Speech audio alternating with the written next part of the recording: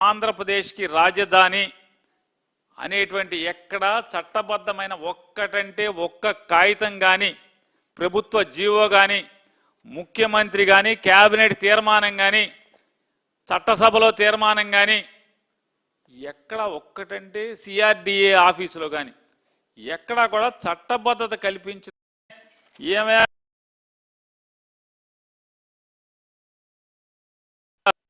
Cabinet తీర్మానం చేసి పంపమని చెప్పి కేంద్రం నుంచి చెప్పారంట. చెప్తే అడావుడిగా ఎన్నో తారీఖు వీళ్ళు మళ్ళీ ఎప్పుడు చేశారు కేబినెట్, ఆంధ్రప్రదేశ్ రాష్ట్ర కేబినెట్ ఎప్పుడు తెల్లమోకం వేసుకున్నారు మొత్తం అంతా కూడా. ఒక్క కాగితం అంటే ఒక్క కాగితం లేదు. సరే వాళ్ళు ఏం చెప్పారు, కేంద్ర ప్రభుత్వం సర్లేవయా అఘోరించిన చాలే కానీ కేబినెట్ తీర్మానం కూడా చేసి పంపించండి అని చెప్పారు. కేబినెట్ తీర్మానం చేసి పంపించమంటే 26వ తారీఖున, అంటే ఇవాళ 28, 26వ తారీఖున కేబినెట్కి పెట్టి తీర్మానం చేసి అడావుడిగా మరి సోకు అక్కడితో చేస్తే ఆగదు కదా. అసెంబ్లీలో కూడా తీర్మానం అని చెప్పని వాళ్ళు తీర్మానం పెట్టేశారు. మొన్న కేబినెట్ వాళ్ళ అసెంబ్లీ అర్జెంట్ ప్రత్యేక సమావేశం, మామూలుగా ఏదో యుద్ధం వచ్చేస్తుంది యుద్ధానికి దిగిపోవాలన్నట్టుగా ప్రత్యేక సమావేశం పెట్టి ఏంటి అంటే 6 గంటల పాటు జగన్మోహన్ రెడ్డి గారిని తిట్టకుండా అసలు నేను అడుగుతున్నాను, మొత్తం ప్రభుత్వ అంశాలన్నీ కూడా ప్రజలకి చెప్పేటువంటి ఒక మంత్రి ఉన్నాడు. ఒక విలేకరు అమాయకంగా అడిగాడు నిన్న మొన్న, సార్ ఇదేంటి సార్ అసెంబ్లీ పెడితే అవ్వదు కదా సార్, కౌన్సిల్ కూడా తీర్మానం అవ్వాలి కదా సార్ అని. అబ్బాయి ఏమక్కర్లా, నాకు తెలుసు అంతా. ఏంటి మీకు తెలిసింది? ఇది డ్రామా కాబట్టి కౌన్సిల్కి అక్కర్లా. నిజంగానే ఇది చట్టబద్ధత కల్పించడానికి చట్టసభలు తీర్మానం కావాలంటే కనుక అసెంబ్లీ అయితే అవుతుందా? అవ్వదు కదా. అక్కర్లేదన్నారు. అక్కర్లేదంటే ఏంటి? ఒక్క అసెంబ్లీ తీర్మానం చేస్తే వెళ్తే అయిపోతుందంటే దాని అర్థం ఏంటి? ఇది డ్రామా కంపెనీ అని కదా. చెప్పండి, ఎవడైనా చట్టం తెలిసినోడు ఎవడైనా సరే, చట్టాలు తయారు చేయటం తెలిసినోడు ఎవడైనా సరే, కౌన్సిల్ అసెంబ్లీ రెండూ ఉండగా, ఎగువ సభ దిగువ సభగా రాష్ట్రంలో ఉండగా అసెంబ్లీలో తీర్మానం చేస్తే కౌన్సిల్ ఆమోదం లేకుండా అది చట్టబద్ధత ఎలా అవుతుంది? అంటే ఏంటి?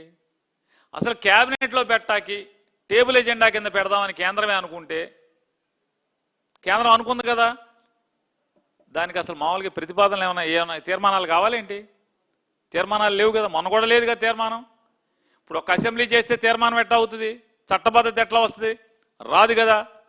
అంటే కేవలం ప్రజల్లో ఒక డ్రామా కోసం మీరేదో అమరావతికి పొడి చేస్తున్నామని చెప్పనేది ఇప్పుడున్న రైతుల కోసం కాదు, పొలాలు ఇచ్చిన రైతుల కోసం. పాపం అమాయకులైనటువంటి 29,000 చిల్లర మంది రైతులు ఎవరైతే 33,000 ఎకరాలు ఇచ్చారే వాళ్ళ కోసం కాదు ఈ డ్రామా అంతా.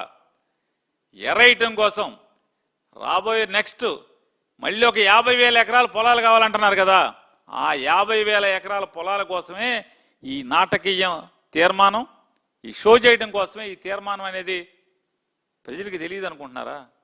లేదా అమరావతి నుంచి సత్తెనపల్లి లేపు ఈనాడు చంద్రబాబు నాయుడు గారు మాట్లాడారు, నాకు ఇది చాలా వాస్తుగా చాలా సెంటిమెంట్, పక్కన నది వెళ్తుంది తూర్పు వైపున, రాజధానికి పక్క నుంచి తూర్పు వైపు నది వెళ్తుంది, చాలా నాకు సెంటిమెంట్, ఇది వాస్తు అన్నారు.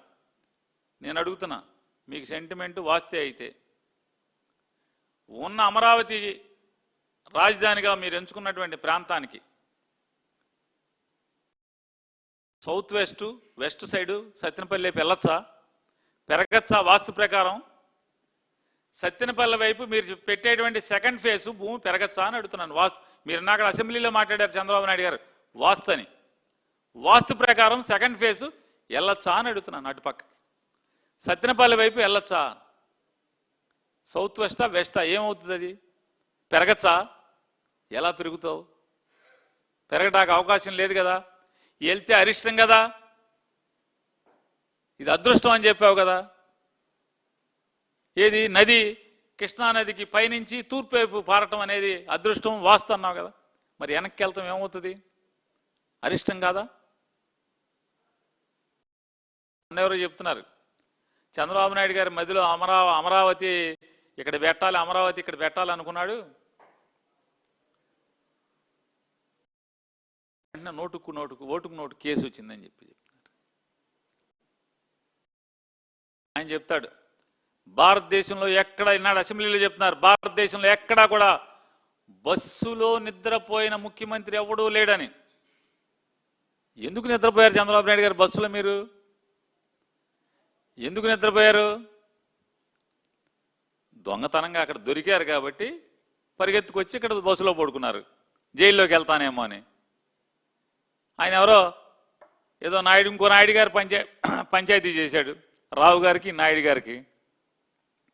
పంచాయతీ తీర్మానం ఏంటి? మూటాముళ్ళు చదివి కట్టుబట్టలతో వెళ్ళిపోవాలన్నారు, వచ్చేసారు. మీరు వచ్చి బస్సులో ఉన్నారు. బస్సులో ఉండాల్సిన కర్మే ఉంది, డ్రామా కాకపోతే దేనికి బస్సు ఎందుకు? లింగంనేని రమేష్ బిల్డింగ్ అప్పుడు ఉందిగా, బస్సులో ఎందుకు ఉండాలి? లేదా హోటల్స్ ఉన్నాయి కదా, బోళ్ళ నీళ్ళు. మీరు వస్తే ఉంటాకి ఎంతమంది ఎవరు మీరు? కానీ ఏం కాదు, మీరేదో ప్రజలకి కష్టపడిపోతున్నారు, బస్సులో పడుకుంటున్నారు. ఎందుకు పడుకుంటారు బస్సులో? ఆ మాత్రం అర్థం కాదా? మీరు చెప్తారు వాళ్ళ అసెంబ్లీలో బస్సులో పడుకున్న ముఖ్యమంత్రి ఎవడూ లేడని. ఎందుకని? ఎవరు ఉండరు, ఎట్టి పరిస్థితుల్లో ఉండరు. ఎందుకంటే అందరూ రియాలిటీగా ఉంటారు, ప్రాక్టికల్గా ఉంటారు. మనకలాగా షో పీటింగ్ ఉండదు కదా. ఒక ఆయన చెప్తాడు, ఇవాళ అసెంబ్లీలో మాట్లాడిన వాళ్ళు అంటారు ఏమనంటే, స్పీకర్ గారు అయ్యన్న పాత్రుడు గారు చాలా ఉంటుంది అనుకుంటా, 70-80 వయసు ఉంటుంది ఆయనకి. కనీసం ఈ రోజైనా 11 మంది సభకు వస్తారని ఆశించాను. ఈ తీర్మానాన్ని బలపరిచి తన తప్పులకు పశ్చాత్తాపడతారని అనుకున్నాను. కానీ చేసిన తప్పులను సభాముఖంగా ఒప్పుకునే ధైర్యం కానీ నిజాయితీ కానీ వారికి లేదని అర్థమైంది. శభాష్ పాత్రుడు. ఏం మాట్లాడతావు అసలు? నోటికి శుద్ధి పద్ది. అసలు ఈ పాపాలు చేసింది ఎవడు? అమరావతికి పాపాలు చేసింది ఎవరు? ఇంకొక ఆయన చెప్తాడు, పవన్ కళ్యాణ్ గారు ఏమంటారు, ఇంకా 15 ఏళ్ళు మేమే అంటాడు. ఎప్పుడు చంద్రబాబు నాయుడు గారి నాయకత్వంలోనే ఇంకా 15 ఏళ్ళు ఉంటాం, ఇంకా మమ్మల్ని ఎవడో విడదీయలేడు. అసలు మామూలుగా మీరు మీ బాండింగ్ని ఎవడన్నా తీద్దామని ఎవడన్నా ప్రయత్నం చేస్తున్నారేంటి? ఒక మోడీ గారి వల్ల అవుద్ది మిమ్మల్ని తీయటం. జగన్ని తొక్కేశామంటాడు చంద్రబాబు నాయుడు గారు. భూస్థాపితం చేస్తాం అంటాడు నారా చంద్రబాబు నాయుడు గారు. మరి వాళ్ళ బిల్లు ఎందుకు? అడావుడిగా బిల్లు ఎందుకు? మళ్ళీ ఏం చెప్తారు, ఇంకెవడొచ్చినా సరే ఇది అమరావతిని మార్చకుండా ఉండటం కోసం. అంటే లోపల పక్కేమో రేపు జగన్ వస్తాడని భయం, జగన్ వస్తే మారుస్తాడని కలరింగ్. కానీ మేము వదిలేసాం కదా, మేము చేద్దాం అనుకున్నాం. ఎందుకు చేద్దాం అనుకున్నాం? మీరు అమరావతిని ఇక్కడికి పెట్టి 33,000 ఎకరాల రైతుల పొలాలు తీసుకుని మిగతా మరొక 10,000 ఎకరాల ప్రభుత్వ మరియు దేవాదాయ భూములు, దేవుడు భూములు మొత్తం కలిసి 53,000 ఎకరాల భూములు, ప్రభుత్వం కానీ దేవుడి కానీ రైతులు కానీ కలిసి 53,000 ఎకరాల పొలాలు మీరు తీసుకున్నారు. తీసుకుని ఇక్కడ అమరావతి ఏమన్నారు, సింగపూర్ని తలదన్నే నగరాన్ని నిర్మిస్తాం, వరల్డ్ క్లాస్ క్యాపిటల్ నిర్మాణం చేస్తాం, ఇక్కడ ఒలింపిక్స్ ఇక్కడ కండక్ట్ చేస్తాం, బుల్లెట్ ట్రైన్ తెస్తాం అమరావతికి, ప్రపంచ స్థాయి రైల్వే స్టేషన్ నిర్మాణం చేస్తాం. ఏం చెప్పారు? మరి ఏమైంది? 2015లో బిగిన్ చేశారు కదా. అంటే ఇన్ని చెప్పి ఏమన్నా అంగుళం కదిలిందా అంటే అంగుళం కదల్లా. మీ మీద మీకే నమ్మకం లేదు, పవన్ కళ్యాణ్ గారికి చంద్రబాబు నాయుడు గారికి. ఎవడో మార్చకుండా అమరావతిని చట్టం సవరణ చేస్తామంటారు. ఏపీకి రాజధాని లేకుండా చేశాడు జగన్మోహన్ రెడ్డి అంటారు. అల్లరి చేశారు. ఎల్లియో మీడియా మీకు వంత పాడింది. తీరా చూస్తే పాపం చేసిందంతా జగన్మోహన్ రెడ్డి గారి మీద తోసి మీరు కదా చంద్రబాబు నాయుడు గారు చేసింది. జగన్కేమో మసి పూశారు, అంటే బట్ట కాల్చి జగన్ గారి మొహం మీద వేశారు. పాపం చేసింది మీరే కదా. 29,966 మంది రైతుల దగ్గర నుంచి 34,400 ఎకరాలు పొలాలు తీసుకుని మీరు సమీకరించి సెల్ఫ్ ఫైనాన్స్ క్యాపిటల్ అన్నారు కదా. మీరు సెల్ఫ్ ఫైనాన్స్ క్యాపిటల్ అని చెప్పి ఏం చేశారు? 2014-19లో 5,335 కోట్ల రూపాయలు అప్పు తెచ్చారా తేలేదా? హడ్కో నుంచి 1,275 కోట్లు తెచ్చారు. సాలీనా కిస్తీ కానీ వడ్డీ కానీ కలిపి 106 కోట్లు కట్టాలి ప్రతి సంవత్సరం. అమరావతి పైన మీద గంట కొట్టారు, గుర్తుందా చంద్రబాబు నాయుడు గారు? మీరు బొంబాయి వెళ్ళి గంట కొట్టారు, ఒక గంట వేసి గంట కొట్టారు. 2000 కోట్లు చూడండి, అప్పు బ్రహ్మాండంగా. నన్ను చూసి అప్పులు ఇచ్చారంటాడు. 2000 కోట్ల రూపాయలు బాండ్స్ తెచ్చారు 10 ఏళ్లకి. సంవత్సరానికి కిస్తీలు కానీ వడ్డీ కానీ కలిపి 886 కోట్ల రూపాయలు కట్టాలి. 886 కోట్ల రూపాయలు ఇన్స్టాల్మెంట్ కానీ వడ్డీ కానీ కలిపి కట్టాలి 2000 కోట్లకి. ఒక 6-7 బ్యాంకులు కలిసి అప్పు ఇచ్చినాయి 2060 కోట్ల రూపాయలు. 2060 కోట్ల రూపాయలు. ఇది వడ్డీ కానీ ఏదన్నా కానీ 124 కోట్లు కట్టాలి సంవత్సరం 14 ఏళ్ల పాటు.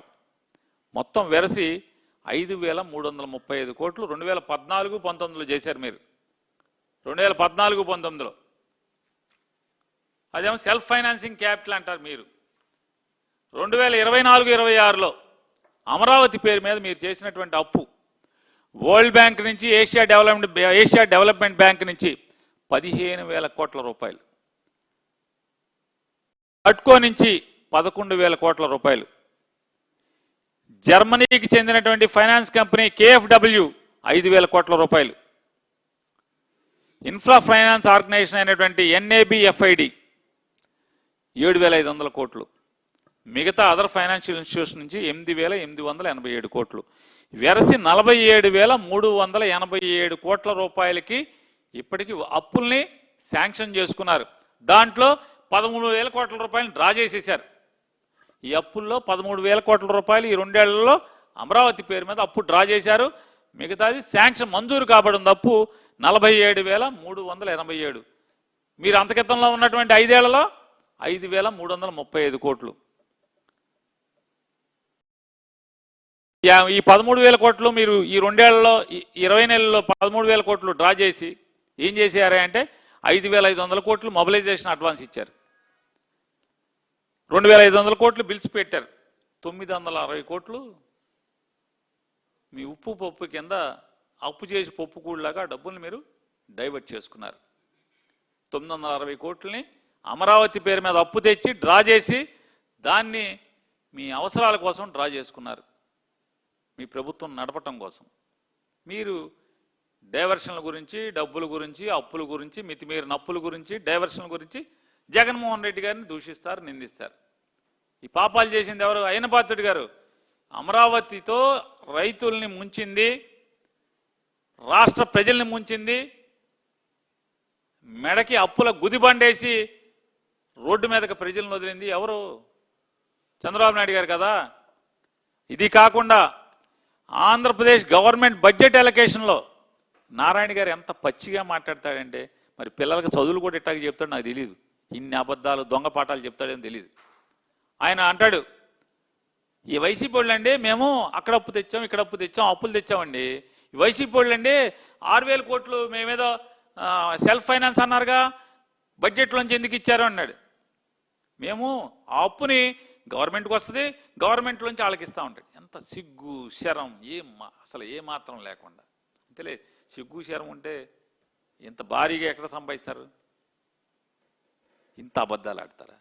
ఏమండి మీరు నారాయణ గారు 2025-26 6,000 కోట్ల రూపాయలు బడ్జెట్ ఎలకేషన్ ఏ హెడ్ కింద అలాట్ చేసి